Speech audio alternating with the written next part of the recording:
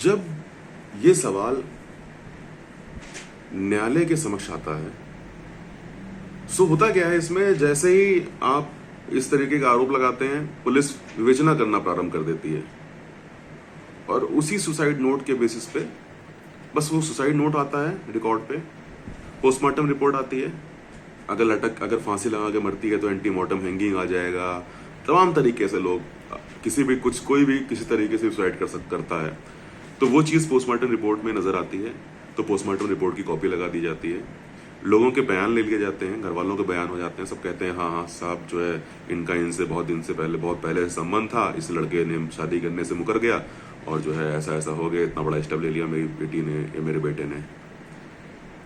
यही इतने सारे बस मटेरियल को कंक्लूड करते हुए, रिकॉर्ड करते हुए चार्जशीट लगा दी जाती है। चार्जशीट लगा दी जाती है 306 के अंतर्गत। अब जब चार्जशीट लगा दी जाती है तो चार्जशीट लगाने के पहले पहले दो कानूनी ऑप्शंस अवेलेबल होते हैं एक्यूज्ड को। पहला है एफआईआर क्वेशिंग। एफआईआर क्वेशिंग आप डायरेक्टली हाई कोर्ट में फाइल करते हैं। हाई कोर्ट में under article 226 read with section 482 of the criminal procedure code के अंतर्गत फाइल की जाती है एफआईआर क्वेशिंग। और एफआईआर क्वेशिंग जब फाइल की जाती है, immediate after the registration of the FIR आप एफआईआर क्वेशिंग मूव कर देते हैं। जब आप एफआईआर क्वेशिंग मूव करते हैं तो दो इश्यूज होते हैं कोर्ट के समक्ष। पहला इशू होता है कि क्या एफआईआर क्वेशिंग मेंटेनेबल है कि नहीं मेंटेनेबल है इन the light of the landmark judgements and the provision of the legislation. दूसरा सवाल है कि whether the ingredient of section 306 is made out और नॉट। तो इन दो सवाल आते हैं। दो सवाल, पहला सवाल जो सबसे इंपॉर्टेंट सवाल है मेंटेनेबिलिटी का। जब आप मेंटेनेबिलिटी के सवाल को सेटिस्फाई करते हैं ऑनरेबल कोर्ट को, आप ये बताते हैं कि ऑनरेबल कोर्ट सुन सकता है इस मुकदमे को, तब सेकंड सवाल की तरफ आ जाता है। तो मेंटेनेबिलिटी का जब सवाल आता है तो वहां पे या आप ऊपर नीचे कर सकते हैं दोनों क्वेश्चंस को। आप पहला क्वेश्चन ये भी बन सकता है कि whether the section 306 is made out और नॉट, एंड सेकंड बन सकता है कि whether in the light of the landmark judgments क्या इस मुकदमे को सुना जा सकता है कि नहीं सुना जा सकता। तो सेक्शन 306 के जो बेसिक इंग्रेडिएंट्स हैं वो तो मैंने आपको बता दिया। इंस्टिगेशन होना चाहिए, और इंस्टिगेशन के बाद में अब सबसे इंपॉर्टेंट सवाल है कि instigates any person to do that thing. तो मतलब उकसाना, इंस्टिगेट करना तो अपराध है। बट जब कोर्ट के सामने ये सवाल आता है तो इंस्टिगेशन को आईपीसी में इंटरप्रेट नहीं किया गया। इंस्टिगेशन किस तरीके का होना चाहिए, कितना लंबा टाइम ड्यूरेशन होना चाहिए, प्रॉक्सिमिटी ऑफ टाइम क्या होना चाहिए। तो ये लैंडमार्क जजमेंट से सुप्रीम कोर्ट ने इसकी व्याख्या की, इसका इंटरप्रिटेशन किया। सुप्रीम कोर्ट ने तमाम लैंडमार्क जजमेंट्स दिए इस पर्टिकुलर पॉइंट पे, और सबको पढ़ने के बाद जो मेरी अपनी समझ डेवलप हुई वो ये हुई कि proximity of time to commit a suicide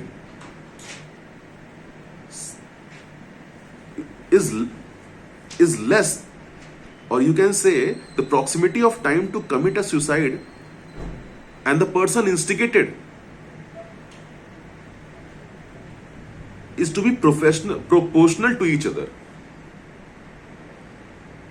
कहने का मतलब यह है कि अगर आज किसी ने सुसाइड नोट लिखा है कि ये मुझे उकसा रहा है और मैं इसी की वजह से मैं आत्महत्या करने जा रही हूं, और फिर वो 2 दिन 3 दिन के बाद आत्महत्या कर लेता है, तो भी यहां देखा जाएगा कि क्या उस इंसान के पास कोई और रास्ता नहीं था आत्महत्या करने के अलावा। तो जब प्राइमा फेसाई ये दोनों चीजें सेटिस्फाई होंगी, या आप इन दोनों चीजों में प्राइमा फेसाई प्रथम दृष्टया अगर आप न्यायालय के सामने ये दोनों फैक्ट रखेंगे कि प्रेजेंट फैक्ट ये है भाई कि ये सुसाइड नोट है, इसमें इसने लिख दिया कि भाई मेरी मौत का जिम्मेदार फलाना आदमी है, या मैं उसकी वजह से मर रही हूं या आत्महत्या कर रही हूं, और उसके बाद वो आत्महत्या कर लेती है, तो भी अटेम्प्ट टू सुसाइड बनेगा कि नहीं बनेगा ये देखा जाएगा। तो चाहे टाइम ड्यूरेशन ज्यादा हो, अगर टाइम ड्यूरेशन ज्यादा होगा तो ये सवाल आएगा न्यायालय के समक्ष कि क्या उसके पास सुसाइड करने के अलावा और कोई और रास्ता नहीं था? तो there was no other option left than to commit suicide.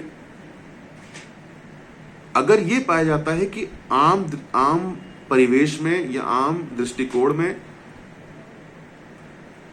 आपके पास में बहुत सारे रास्ते थे सुसाइड करने के अलावा भी, तो वो अबेटमेंट ऑफ सुसाइड की कैटेगरी में नहीं आएगा। क्योंकि अबेटमेंट ऑफ सुसाइड की कैटेगरी तभी डेवलप होगी जब आपके पास सुसाइड करने के अलावा कोई और रास्ता ना हो। और जो सबसे इंपॉर्टेंट चीज है,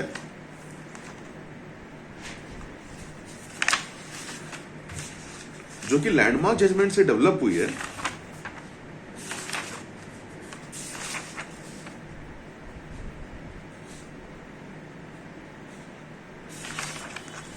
वो है that the allegation and the offense and the act which was done by the alleged accused it is to be in the close proximity of time from the date of suicide.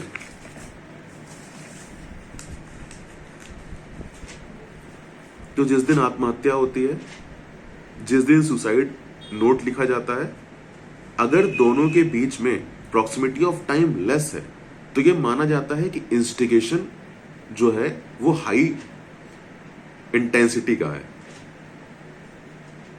जैसे आपने किसी को अभी कुछ बोला और then वो suicide commit कर लिया, उसने सुसाइड नोट में लिखा कि भाई इन्होंने मुझे ये चीज मेरे साथ की इसलिए मैं आत्महत्या कर लेती हूं।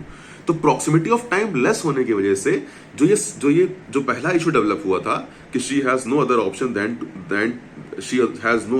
Option left than to commit suicide, वो एक तरीके से प्राइम वसाई दिखता है कि उसके पास कोई और ऑप्शन नहीं था सुसाइड करने के अलावा।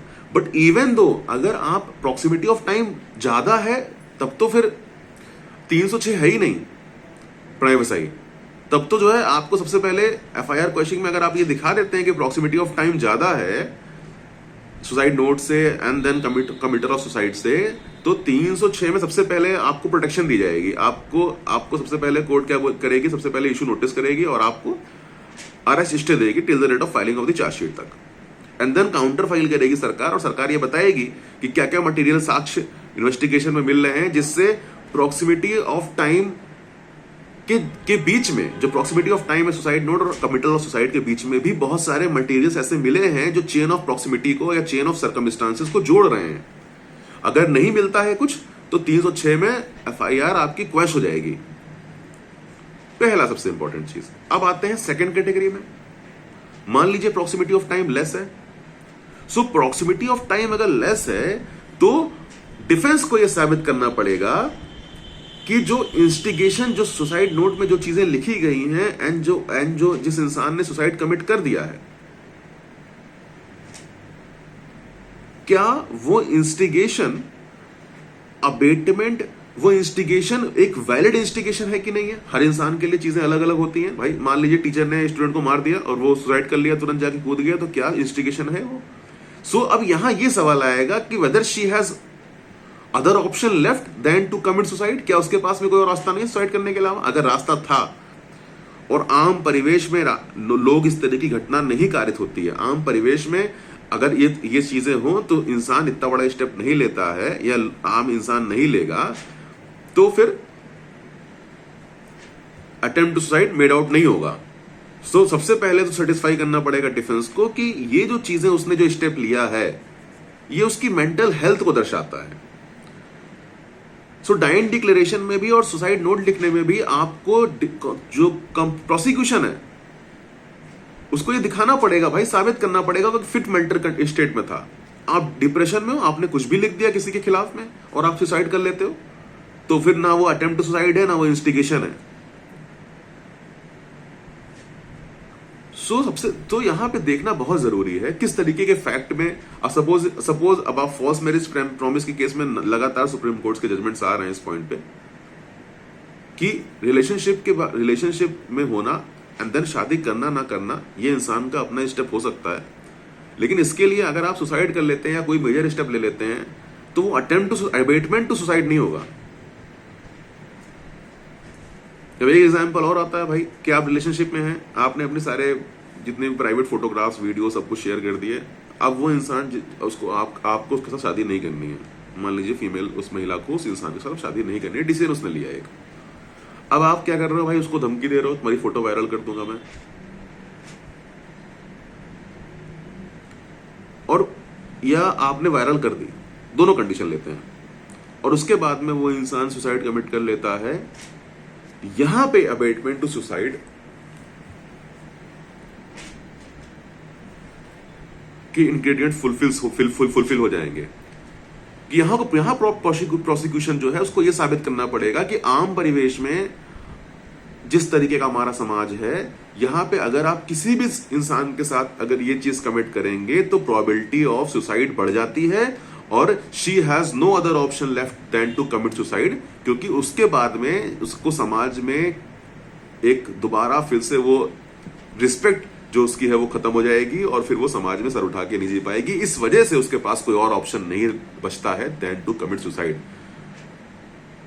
और फिर आप ये दिखाते हैं कि अगर डिफेंस ये कहता है नहीं आप रिपोर्ट दर्ज करा सकते थे, ये करा सकते थे, वो करा सकते थे, फिर भी आज के परिवेश में वो एक मेजर स्टेप लेती है, और लेने के बाद में वो लेना तो गलत है ही भाई। आप ये कह सकते हो कि भाई आप एफआईआर दर्ज करा दो, सजा दिलाना एक डिफरेंट चीज है, बट अगर वो इस तरह मेजर स्टेप लेती है तो एक्यूज्ड के खिलाफ 306 की धारा पंजीकृत होगी और चार्जशीट भी फाइल होगी, उसको सजा भी होगी अगर साबित हो जाता है तो। अब आते हैं कि मान लीजिए प्रॉक्सिमिटी ऑफ टाइम ज्यादा है सुसाइड नोट और अबेटमेंट टू सुसाइड के बीच में, मतलब सुसाइड करने के कमिटल ऑफ सुसाइड के बीच में और सुसाइड नोट लिखने के बीच में प्रॉक्सिमिटी ऑफ टाइम एक ज्यादा आ जाता है। अब यहाँ पे जो एलिगेशन लगते हैं एफआईआर में या जो घर वालों के बयान दिए जाते हैं उसमें ये होता है कि साहब लगातार हैरेस कर रहा था। चेन ऑफ सर्कमस्टांसेस है उसको मीट आउट करने, उसको ब्रिज बनाने के लिए उसका आप ये कहते हो साहब ये लगातार हैरेस कर रहा था, मतलब बीच में एक ऐसा गैप नहीं आया, प्रॉक्सिमिटी ऑफ टाइम के बीच में गैप नहीं है, ये लगातार हैरेस कर रहा था उसको, और फिर उसके पास कोई और ऑप्शन नहीं बचा सुसाइड करने के अलावा। तो वहां पे केवल mere verbal allegation for harassment is not only required, the prosecution has to prove what the prosecution has to prove. The prosecution has to prove the positive ingredients, the positive materials to connect the chain of circumstances. harassment केवल verbal कहने से नहीं काम चलेगा, आपको कुछ साक्ष्य देने पड़ेंगे harassment के, और जब तक आपने कोई साक्ष्य ऐसा नहीं दिया, किसी का बयान दर्ज कराइए जिसने देखा हो, या कुछ ऐसे चैट्स दिखाइए जिससे ये चेन ऑफ सर्कमस्टांसेस साबित होता हो कि हैरेसमेंट हो रहा था, लगातार ब्रिज मेट आउट हो रहा था। अगर आप ये नहीं साबित कर पाते हैं तो भी 306 का अपराध पंजीकृत नहीं हो सकता, चार्जशीट नहीं लग सकती है। सो कहने का मतलब, समझाने का मतलब ये है कि आप सुसाइड नोट लिख के आत्महत्या कर लेते हैं और उसमें किसी का नाम डाल देते हैं तो उसका मतलब ये नहीं कि वो इंसान गया जीवन मत के लिए। कानून हर चीज को एक न्याय के दृष्टिकोण से, एक न्यूट्रल दृष्टिकोण से बनाया गया है। उसमें कई सारी चीजें आपको फुलफिल करनी पड़ेगी, कई सारे इंग्रेडिएंट सेटिस्फाई करने पड़ेंगे प्रोसिक्यूशन को। यह साबित करना पड़ेगा कि वो डायरेक्टली एक्टिवली इन्वॉल्व है इंस्टिगेशन में, ये साबित करना पड़ेगा कि उसने उकसाया है और उसके लिए विक्टिम के लिए कोई और रास्ता नहीं छोड़ा देन टू कमिट सुसाइड। ये साबित करना पड़ेगा कि सुसाइड नोट लिखने या जो है इंस्टिगेट करने के और सुसाइड कमिटल ऑफ सुसाइड के बीच में प्रॉक्सिमिटी ऑफ टाइम भी बहुत कम था। सो ये इंस्टिगेशन है। इंस्टिगेट, उकसाना मतलब आपने किसी को कुछ कहा और देन उसने वो चीज कमिट कर दी, देन उसको इंस्टिगेशन कहते हैं। ये नहीं कि किसी को आपने कुछ कहा, वो सोचा समझा, उसके एक आध महीने बाद वो स्टेप लेता, it is not an instigation. So if this type of an allegation is to be lodged against you, then it is neither an instigation or nor it become a necessary ingredient for abatement of suicide. So आज के lecture को यहीं मैं समाप्त करना चाहूंगा, और next lecture में बात करेंगे कि ये तो हो गए इंग्रेडिएंट्स। अब नेक्स्ट लेक्चर में बात करेंगे कि जो एफआईआर क्वेश्चन फाइल होगी उसमें क्या क्या चीजें देखेगी न्यायालय। क्या न्यायालय एफआईआर क्वेश्चन में केवल एफआईआर के इंग्रेडिएंट्स ही दे सकती है कि भाई एफआईआर को पढ़ने मात्र से यह साबित होता है कि ये धाराएं मेड आउट हो रही हैं आपके अगेंस्ट में, एंड देन हम कुछ नहीं कर सकते, जाइए अपनी एंटीसिपेटरी बेल कराइए।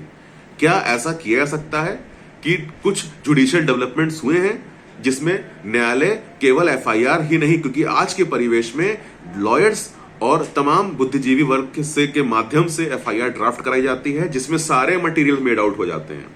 उनको कानून पता होता है और फिर वो स्टोरी ऐसी ड्राफ्ट की जाती है जिसमें वो सारे कानून जो है उसके सारे इंग्रेडिएंट्स मेड आउट हो जाते हैं। तो क्या इस तरीके से ऑनरेबल कोर्ट्स देखना छोड़ देंगे एफआईआर क्वेश्चन? क्या ये है कानून कि जो हमारा ऑनरेबल कोर्ट है वो सारे जो भी चीजें नेसेसरी इंग्रेडिएंट्स ड्यूरिंग इन्वेस्टिगेशन मिल रहे हैं उसको भी कंसीडर करेगी to for question of the FIR? So next lecture में डिस्कस करेंगे कि अब एंटीसिपेटरी बेल कब फाइल करें, एफआईआर क्वेश्चन के इंग्रेडिएंट्स क्या हैं, एफआईआर क्वेश्चन के मेंटेनेबल कब है, भजन लाल का जो लैंडमार्क केस है वो कैसे बीच में आता है, उसको कैसे, उसके सारे जो एसेंशियल्स हैं 7 इंपॉर्टेंट कहा जाता है, 7 इंपॉर्टेंट इंग्रेडिएंट्स और 7 important and essential points for the questioning of the FIR, necessary points for the questioning of FIR is to be fulfilled. So अगर 7 ingredients जो हैं या 7 important जो essential points mention किए गए हैं भजन लाल केस में, अगर उसमें one of the points में अगर आपका केस लाई नहीं करता तो FIR क्वेश्चन नहीं हो सकती है। तो उसको भी डिस्कस करेंगे नेक्स्ट लेक्चर में और बात करेंगे कि आगे किस तरीके से कानूनी जो दाव पेच डेवलप होता है उसको कैसे समझा जाए और किस तरीके से जो है सही अप्रोच के साथ में आगे बढ़ा जाए जिससे आप प्रॉब्लम में ना फंस जाएं। जो अपराध आपने किया ही नहीं है, जो आम भाषा में आम लोगों की नजर में वो अपराध हो सकता है बट उसका कोई औचित्य नहीं होता, उसका कोई मतलब नहीं है। दुनिया क्या समझती है उसका कोई मतलब नहीं है। कानून क्या कहता है, कोर्टें क्या समझती हैं, इसका ही केवल महत्व है।